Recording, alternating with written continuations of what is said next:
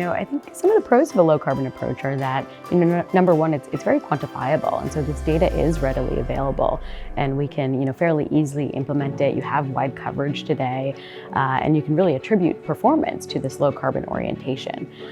So, it's very doable and again, measurable.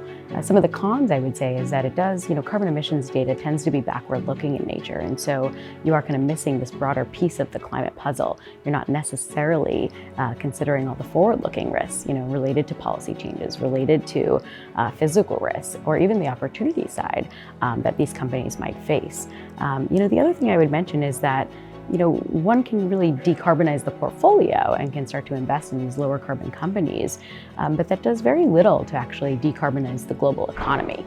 So there is someone on the other side of the table that can kind of pick up that investment. And so, I think for clients that are looking to go beyond simply reducing risk for their own investment portfolio, but really drive real world impact, there needs to be this kind of simultaneous consideration of the solutions and really investing in the new technologies that will help to drive real world change. And that's how we're going to really decarbonize the global economy.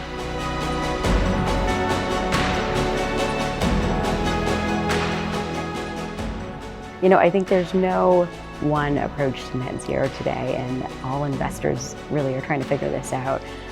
For us, the really foundation of it is our dynamic alpha model, where we're identifying linkages to alpha, to risk through climate-related factors. And so really that's the core engine for us. And then building upon that to tilt the portfolio, towards kind of low carbon orientation, really embedding our standard process with a low carbon approach is a great starting point.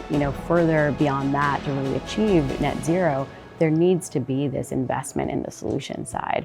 And so we're coupling, for clients that are really on this journey, we're coupling a decarbonization approach and kind of this decarbonization pathway with a simultaneous allocation to climate solutions. And we do that through utilizing our climate opportunities factor, where we're identifying companies by machine learning techniques that are really involved in some of these key solutions that are important to scaling up the technologies that we need to reduce emissions and really kind of pull them down from the atmosphere.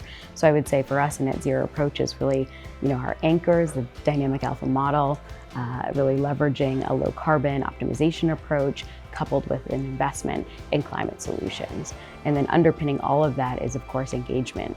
And I think that means different things for different people. We work with a variety of different entities to collaboratively engage, to really kind of drive this change, but also to push for better disclosure. And if we have full disclosure on what companies are doing on climate, we can then allow our investors to make these investment decisions and allocate capital appropriately to really identify the leaders and the laggards.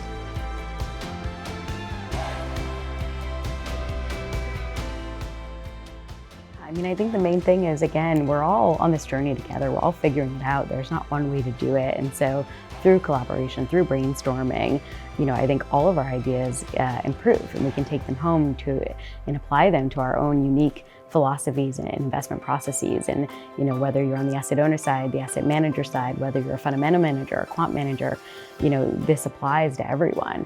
And so I think that number one, it just facilitates this great collaborative environment for brainstorming. And I always come home with pages of notes from these conferences.